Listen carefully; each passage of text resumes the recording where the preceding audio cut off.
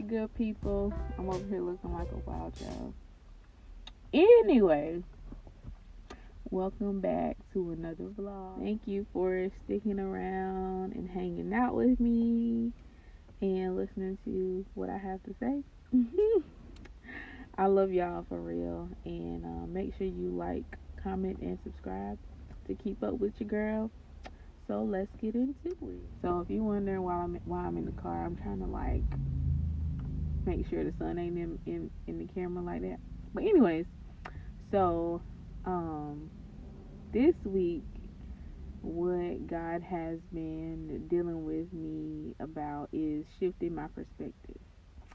So I know a lot of times, we could be complaining about what we don't have, what we don't see, and all the don'ts, right?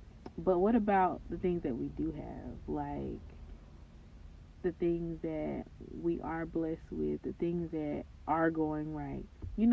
A lot of times we be like, oh, this hasn't happened yet, or I don't know if it's ever going to happen. And we be so far in the future that we miss out on what's happening in the present. And I know, yeah, it sucks, when something doesn't go the way we planned or whatever. But just realizing that God has a better plan and a better way. And just learning how to surrender to his plan and his way, because it's better anyways. And a lot of times we don't even realize what God is protecting us from. We just see it as a no and an end all be all, but his no is a better yes, really, because he has a better plan for us. I'm gonna be hot, humble, open, and transparent. So I thought that I was gonna move to Columbia. I know I heard God say, I'm moving to Columbia. There's a house for me and everything. But of course, me being me being human, I'm like, okay, he's saying that now. It's gonna happen now. And literally trying to figure it out how it's gonna happen, trying to put my own timeline stamps on it and everything. And then God brought me back to my parents' house. Child, listen here. When I tell you that thing hurt my feelings, it hurt my feelings. But you know why it hurt my feelings? Because it was me. I can't blame God, because I was so in my head and feeling like, oh, I told people that God said this, so I gotta make it happen somehow.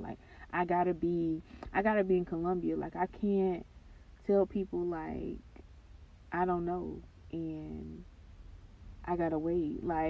Just the reality, when reality slapped me in the face, it was so painful, because we especially telling people what God said about us and what God said for us, and when it doesn't happen right away, we feel embarrassed, and we wanna shrink, and we wanna be like, oh well, I mean, that's what he said.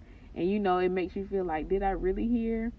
You start to question everything. I questioned everything. I was like, did I really hear that? Is that really what he said? And being back in my parents' house hasn't been the easiest thing. And I really have been fighting it, because it's just oh, I'm 30. How am I 30 back in my parents' house with my child? It's just been hard. But a couple weeks ago, God, I just had to surrender, and I had to grieve, and I had to say, okay, Lord, obviously this is where you want me to be, so you're gonna have to show me what you want me to do here, why you brought me back here.